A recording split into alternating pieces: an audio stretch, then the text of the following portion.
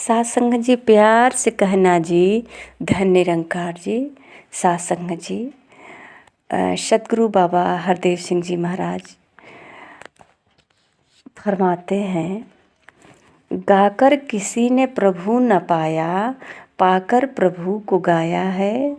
पाने वालों ने जो गाया, सार्थक वो कहलाया है। सासंग जी सच है। अगर किसी व्यक्ति से हम मिलेंगे नहीं, उसके बारे में जानेंगे नहीं, तो उसकी अच्छाई और बुराई कैसे कर सकते हैं, कैसे गा सकते हैं। अगर किसी व्यक्ति से मिल लेते हैं, उसकी अच्छाई को जान लेते हैं, उसके व्यवहार को जब परख लेते हैं, तो स्पष्ट रूप से कहते हैं हाँ है, ये भी जो है व्यक्ति है, ये बहुत अच्छे हैं, नेक इंसान हैं, हमको पूर्ण भरोसा है। और सासंग जी अगर किसी में बुराई होता है, अपनी आँखों से देखे होते हैं, तो उसको भी स्पष्ट कह देते हैं ये व्यक्ति अच्छे नहीं है, ये व्यक्ति के अंदर इस तरह की बुराई है। तो सासंग जी ये जो है कहा जाता है को मिले हैं और ये सही कह रहे हैं, इनके करीब के हैं, इनको जानते हैं, तो उस पर भरोसा किया जा सकता है। सासंग जी इसी प्रकार सद्गुरु कह रहे हैं कि जो परमात्मा को जाना पाया, तो वही परमात्मा का गुणगान गा सकता है। और जो जाना ही नहीं, तो वो क्या गाएगा। किसी और का सुनकर गाना तो ठीक नहीं, पता नहीं जिसका हम सुने हैं जिसके मुख से, वो सही गा रहे हैं या अपनी मर्जी से बना कर के जोड़ करके उनकी विचार है, उनकी मत है जो गा रहे हैं। तो सासंग जी वही कहते हैं कि मीरा ने जब गुरु कृपा से अविनाशी को पाया था, राम रतन धन पायो मैंने तब ये राग सुनाया था। मीरा जी ने भगवान कृष्ण को तो बहुत पहले से ही उनकी मूर्ति लेकर के पूजा करती थी और लेकर के मूर्तियाँ घूमती रहती हैं। मीरा जी को बताते हैं महापुरुष की बचपन से ही भगवान कृष्ण से प्यार करती थी। पर सासंग जी ये शब्द तो सुनाई कि पायो जी मैंने राम रतन धन पायो, जब उनके जीवन में गुरु मिले, जब रविदास जी से भगवान कृष्ण का अविनाशी रूप जो सनातन है, जो कभी मिटने वाले नहीं हैं, जिसका अंत नहीं है, जो अडोल है, जो असीम है, ये एक मूर्ति से परे होकर के जब मीरा जी को ज्ञान हुआ कि ये भगवान कृष्ण एक मूर्ति नहीं बल्कि ये रचनाकर हैं, ये पूरे सृष्टि में समाये हुए हैं। सासंग जी जब रोम रोम में भगवान कृष्ण को महसूस की, जब जानी, तो सासंग जी तब मीरा जी ने गाने लगी और बेझिझक कहीं भी गाने से अब कोई संकोच नहीं, क्योंकि हमने पा लिया है, हमने परमात्मा को पाया है। महापुरुष कहते हैं कि तू कहे कागज़ की लेखी, हम कहें आँखन की देखी। तो जो आँखों से देखी हुई बात है उसको तो कहीं न कहीं स्पष्ट रूप से कहा जा सकता है, पर किसी किताब से दोहराया हुआ शब्द को हम कह सकते हैं कि ये कहानी है या किसी शास्त्रों का है, उदाहरण है। पर जो आँखों से देखे हैं उसको कहानी नहीं, उसको उदाहरण नहीं, वो कागज़ की लेखी नहीं, ये हमारे आँखों की देखे की बात है। तो सासंग जी जिसने देखा प्रभु परमात्मा को गाया, उसे कहते हैं कि वो सार्थक हो गया, उनका गाना सार्थक हो गया, क्योंकि वो मिल चुके हैं, जान चुके हैं। आइए सासंग जी जितने भी भक्त हैं कहते हैं पाने के ही बाद तूका जी डूबे भक्ति रंग में देव पाहिला कहते रहे अभंग में। साथ संगत जी, जिनके जीवन में गुरु आए, गुरु से प्रभु परमात्मा को जाना, ऐसा कोई संसार में नहीं है भक्त जिनका मिसाल शास्त्रों में लिखा गया है कि उनके जीवन में गुरु नहीं आए और वो परमात्मा को प्राप्त कर लिया। ऐसा कोई नहीं है। मुर्शद आगे बुल्ले शाह ने नाच नाच दिखलाया था। साथ संगत जी कहते हैं कि रब पाने के बाद ही सूफी संत वो कहलाया था।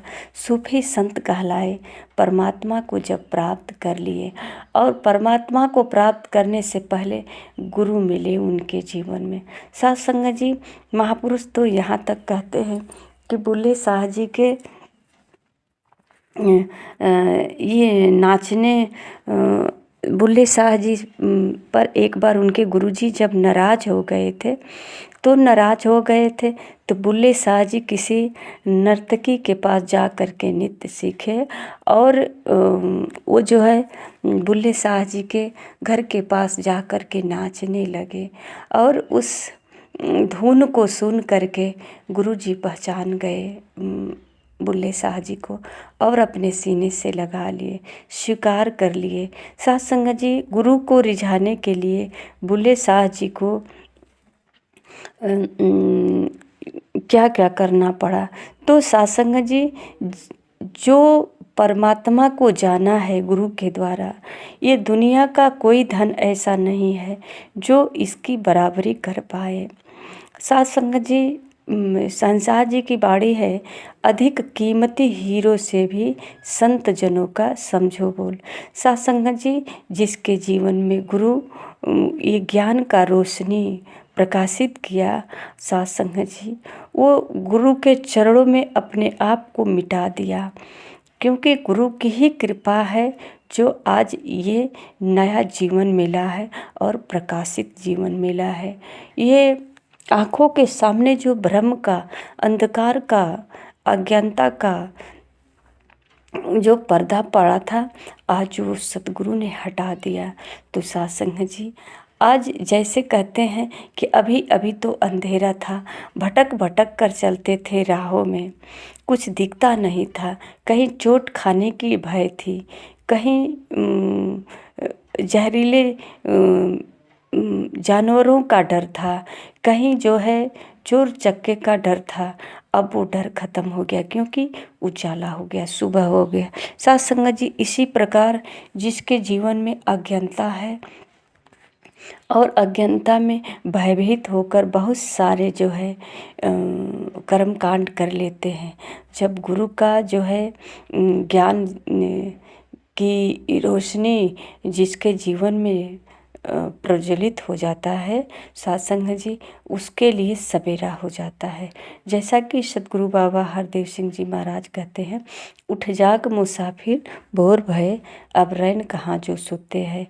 ये मानव जीवन एक सवेरा है और ज्ञान की रोशनी मिल गई, सूरज की किरणें निकल गई। अब जो है हम अपने जीवन को सार्थक करें।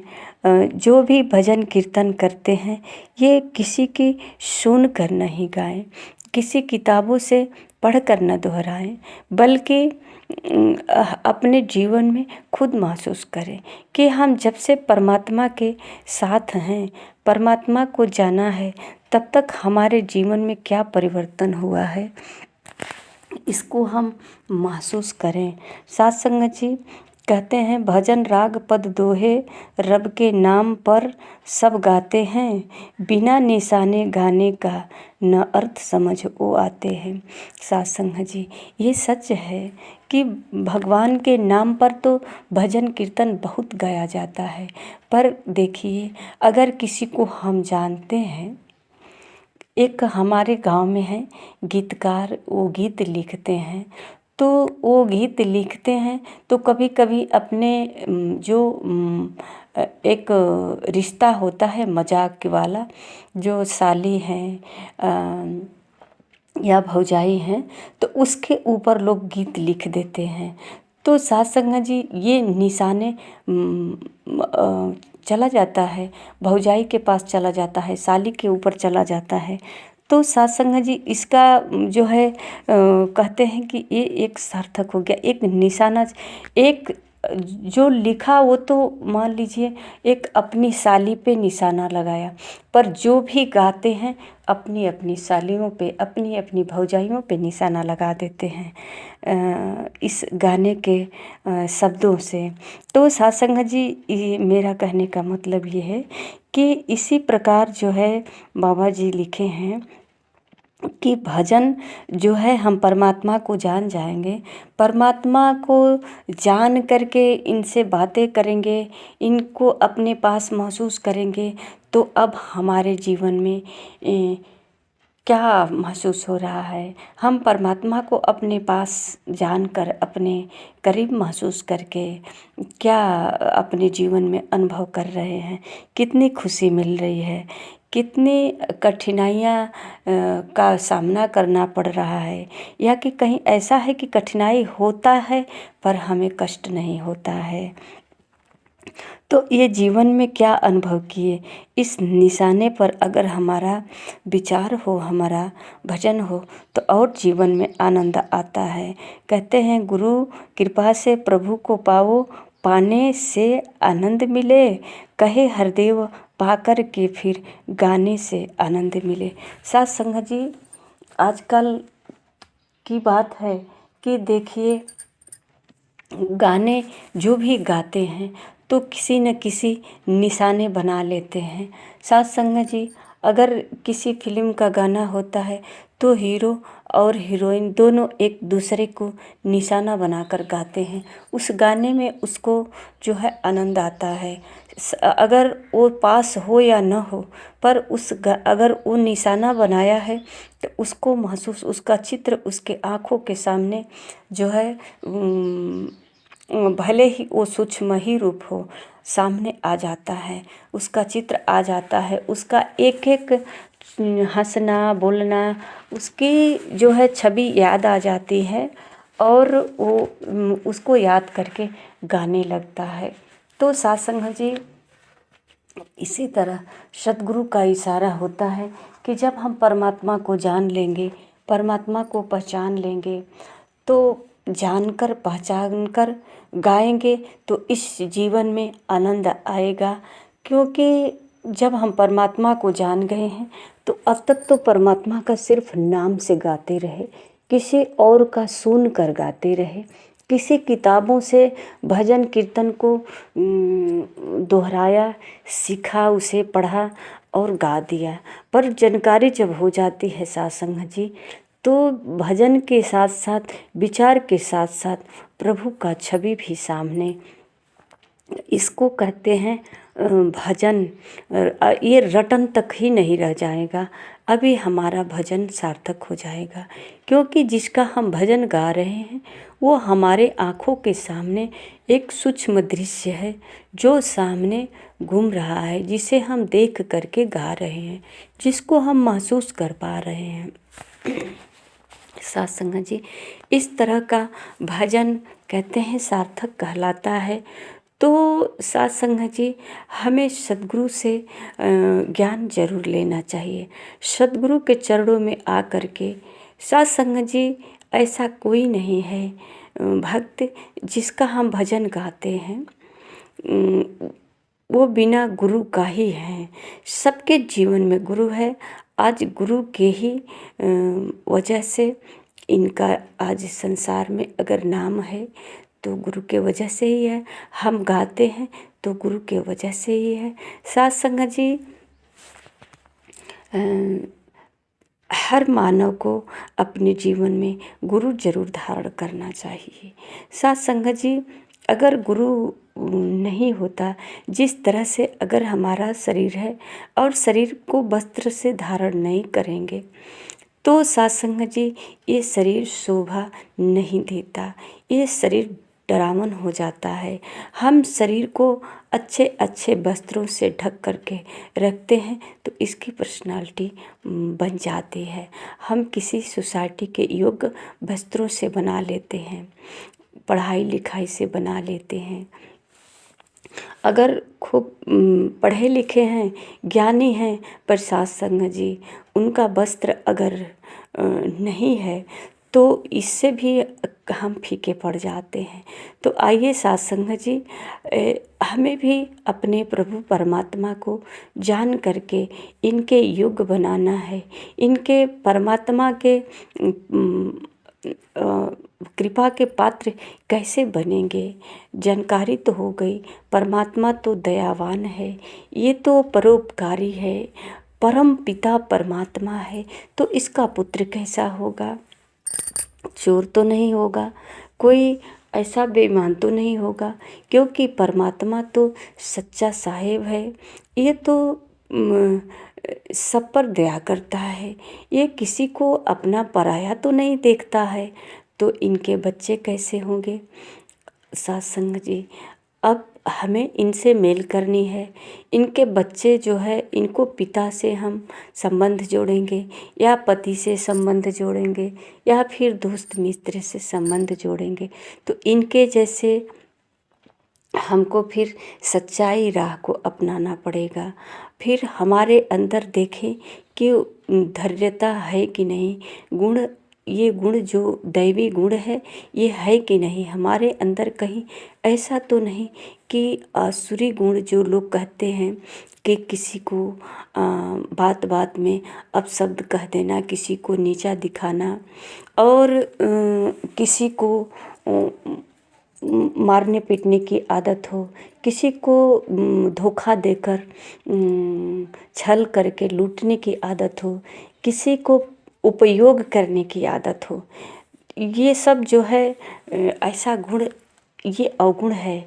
ऐसे इस गुण से हम कभी परमात्मा का न भजन गा पाएंगे, न परमात्मा का अनुभव कर पाएंगे, न प्राप्त कर पाएंगे। सत्संग जी कभी कभी जो है सत्संग में भी लोग सोने लगते हैं और कोई कहता है कि अभी तो समय नहीं है सत्संग जाने के लिए। तो यही कारण होता है कि इसके पात्र नहीं बन पाते हैं। कोई अवगुण है जो हमें इसके पात्र बनने नहीं दे रही है, जो हमें प्रभु के पास जाने नहीं दे रही है, प्रभु का भजन कीर्तन गाने नहीं दे रहा है। कोई कभी ये दामाद के रूप में सामने खड़ी हो जाती तो कहते हैं दामाद जी घर आए हैं, पूजा पाठ कैसे करें, सत्संग में कैसे जाएं। कोई मेहमान घर आया है, कैसे सत्संग में जाएं। इस तरह का एक न एक जो है माया अपना रूप बना करके रोक लगाने आ जाती है। यही हमारे अंदर जो अवगुण है उसी का ये फल है। तो आइए सत्संग जी हम सद्गुरु के चरणों में अपने इस तन मन धन को समर्पण करके, हमारे पास कुछ है ही नहीं और कुछ है नहीं तो फिर इसको जतन करने के लिए, इसका फिक्र करने के लिए मुझे समय की ज़रूरत नहीं है, क्योंकि हमारे पास समय है ही नहीं। अब जितनी भी सांसें हैं, जो समय है, ये प्रभु के नाम कर दिया हमने। अब प्रभु के नाम से एक एक क्षण हमारा बीतेगा। प्रभु के याद में, याद अब अलग से नहीं करना पड़ेगा, क्योंकि प्रभु से मिल चुके हैं, प्रभु से बातें हो चुकी है। तो सत्संग जी ये सब गुरु के चरणों में आने पर ही होगा, प्रभु से मुलाकात, प्रभु से बात। तो आइए सत्संग जी हम सद्गुरु के चरणों में आकर के, हमारे जीवन में एक तत्वदर्शी गुरु जरूरी है, जो तत्व रूप से परमात्मा का पहचान करा दे। जैसे कि मीरा जी भगवान कृष्ण की मूर्ति लेकर के घूम रही थी और जब उनके गुरु मिले तो मूर्ति से बाहर निकल गई। मूर्ति में ही उनका प्राण अटका हुआ था। अब अविनाशी रूप इनका कृष्ण का देख करके अब ये जो है अपने जीवन को धन्य कर ली। तो आइए सत्संग जी हम भी इस मूर्ति से परे हो करके सद्गुरु के चरणों में आकर के, क्या मेरा परमात्मा एक मिट्टी का मूर्त है या केवल मंदिर में ही कैद है, या मंदिर से बाहर भी है, या मूर्ति से बाहर भी है, इसको जाने और जानकर तब गाए। पायो जी मैंने राम रतन धन पायो। साथ संगत जी, प्यार से कहना जी, धन्य निरंकार जी।